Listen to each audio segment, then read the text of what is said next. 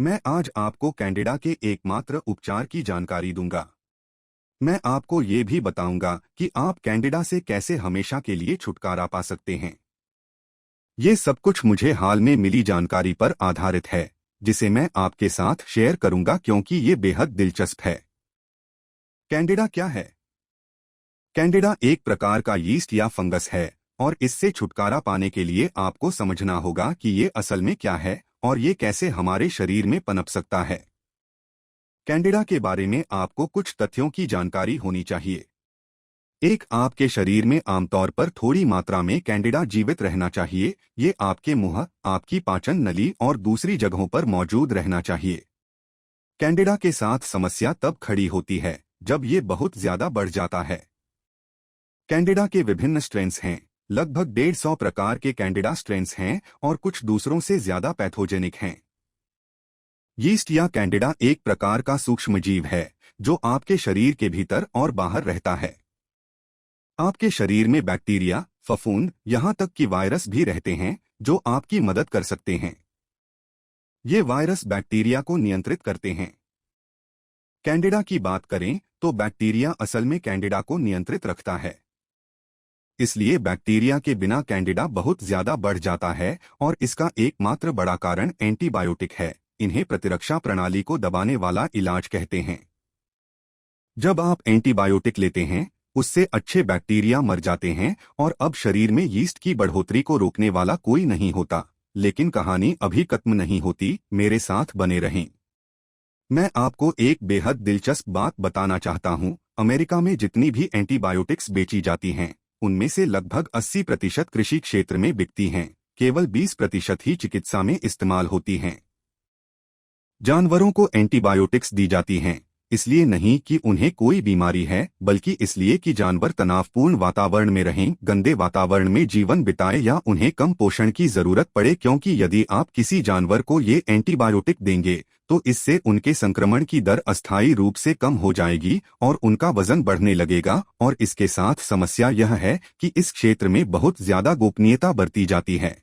Antibiotics की बिक्री के आंकड़ों का पता लगाना बहुत मुश्किल होता है, खासकर अमेरिका में ई कोलाई या सैल्मोनेला बैक्टीरिया के शुरू होने पर निगरानी रखना बड़ा मुश्किल होता है। यह पता लगाना बहुत मुश्किल होता है कि इसकी शुरुआत कहां से हुई थी, जबकि यूरोप में इसका पता लगा सकते हैं, लेकिन अमेरिका में इस पर निगरानी नहीं रखते। और आप सोच रहे होंगे कि ई कोलाई या सैल्मोनेला बैक्टीरिया कहां से पैदा होता है। ये सब्जियों को उगाने में इस्तेमाल होने वाली खाद से पैदा होता है। जिन जानवरों को एंटीबायोटिक्स दिए जाते हैं, जब वे मलत्याग करते हैं, उससे हानिकारक सूक्ष्मजीव पैदा होते हैं। उन्हें एंटीबायोटिक्स से मारना मुश्किल होता है क्योंकि जानवरों और इंसानों को जितना ज्यादा एंटीबायोटिक दिया जाएगा, उससे एंटीबायोटिक प्रतिरोध पैदा हो जाएगा। जब हम एंटीबायोटिक्स की बात करते हैं, इसमें केवल आप ही एंटीबायोटिक नहीं लेते, बल्कि जानवरों को भी एंटीबायोटिक दिया जाता है और फिर जानवरों के मलत्याग से बनने वाली खाद को मिट्टी में इस्तेमाल किया जाता है। उसमें हम अपना भोजन उगाते हैं। यदि आप वेजिटेरियन हैं और आप मांस नहीं खाते, उसके बावजूद आप इनके संपर्क में आ सकते हैं क्योंकि उसी मिट्टी में आपका भोजन उगाया जाता है। समस्या यह है कि सब कुछ कीटाणु मुक्त किया जाता है। हमें अपना भोजन स्टेरिलाइज करना पड़ता है, उस पर रेडिएशन डालनी पड़ती है ताकि पैथोजेंस का सफाया हो सके। हमें भोजन को बहुत ज्यादा पकाना पड़ता है ताकि ये पैथोजेनिक सूक्ष्मजीव हमारे शरीर में प्रवेश न कर पाए। और इसीलिए जब आप चिकन खरीदकर उसे अच्छी तरह पकाते हैं, जब आप उसे कटिंग बोर्ड पर काटते हैं, तो संभव है कि कटिंग बोर्ड के कीटाणु आपकी उंगलियों पर लग जाएं और फिर वे आपके शरीर में प्रवेश कर सकते हैं और इससे आपको फूड पॉइजनिंग हो सकती है। ये थी एंटीबायोटिक्स की थोड़ी सी जानकारी। कैंडिडा के क्या लक्षण हैं? सबसे बड़ा लक्षण है कार्बोहाइड्रेट्स खाने की इच्छा, क्योंकि कैंडिडा को कार्ब पसंद होते हैं। 2, आपके गुप्तांगों में खुजली होती है, जैसे कि योनि और मलद्वार पर खुजली। 3, जीभ सफेद हो जाती है, जिसे ओरल थ्रश कहते हैं। 4, आपको ज्यादा थकान लगती है क्योंकि कैंडिडा आपके पोषक तत्व खा जाता है, जिससे आप में उनकी कमी हो जाती है। 5, आपको यूटीआई संक्रमण हो सकता है। 6, पेट फूल सकता है, पाचन खराब हो सकता है। 7, नाक बंद हो सकती है। 8, त्वचा की समस्या हो सकती है, जैसे कि डर्मेटाइटिस, एथलीट फुट, सोरायसिस और अन्य समस्याएं। नोक जोड़ों में दर्द हो सकता है। ये सभी कैंडिडा के लक्षण हैं। अगली जानकारी बेहद दिलचस्प है। कैंडिडा को एसिडिक जगह पसंद नहीं है, इसे एल्कलाइन जगह पसंद होती है और इसलिए सूक्ष्मजीवों को मारने से एसिड बनाने वाले सूक्ष्मजीव भी मर जाते हैं, जिन्हें एसिडोफिलस कहते हैं। इन्हें मारने से क्या होता है? आपका पीएच बदल जाता है, वह बढ़ने लगता है और आपकी बड़ी आंत ज्यादा एल्कलाइन हो जाती है और यह कैंडिडा के पनपने की सही जगह बन जाती है। समस्या यह है कि जब कैंडिडा शुगर को खाता है, ये इसी पर जीवित रहते हैं, तब उससे अमोनिया निकलता है और अमोनिया बहुत एल्कलाइन होता है। कैंडिडा उस जगह को अधिक एल्कलाइन बना देता है, जिससे वहां ज्यादा कैंडिडा पनपने लगते हैं। मैं कैंडिडा का एक लक्षण बताना भूल गया हूं। आपकी सांसों से अमोनिया की बदबू आ सकती है, क्योंकि ये गैस यीस्ट या कैंडिडा के संक्रमण से पैदा होती है और फिर आपकी सांसों से अमोनिया की बदबू आ सकती है। कुछ अन्य चीजें भी हैं जो आपको एल्कलाइन बनाती हैं। बहुत ज्यादा शुगर खाने से आप ज्यादा एसिडिक नहीं बल्कि एल्कलाइन बन जाते हैं।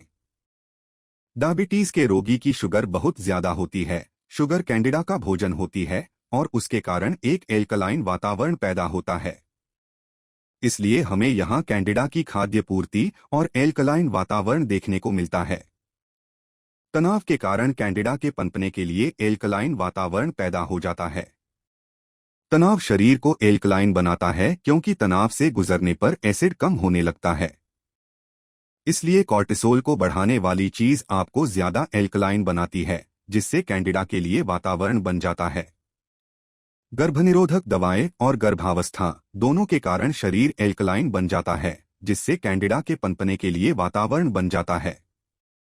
एंटासिड से भी शरीर एल्कलाइन हो जाता है और कैंडिडा का खतरा बढ़ जाता है।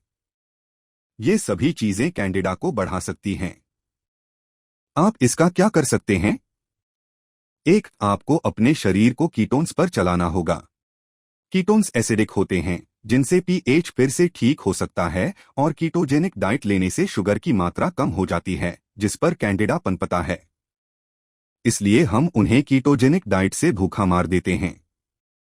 इसके साथ मैं आपको इंटरमिटेंट फास्टिंग करने की भी सलाह दूंगा। आपको प्रोबायोटिक का सेवन करना चाहिए, जिसमें एसिडोफिलस भी होना चाहिए, क्योंकि हमें सूक्ष्मजीवों को बढ़ाना है ताकि कैंडिडा को नियंत्रित किया जा सके। सूची में फर्मेंटेड सब्जियों का अगला स्थान है, जैसे कि साउर क्राउट या किमची। इन दोनों में प्रोबायोटिक और प्रीबायोटिक फाइबर होते हैं, जिनसे आपके सूक्ष्मजीवों को भोजन मिलता है। ऑरेगैनो ऑयल बहुत बढ़िया है।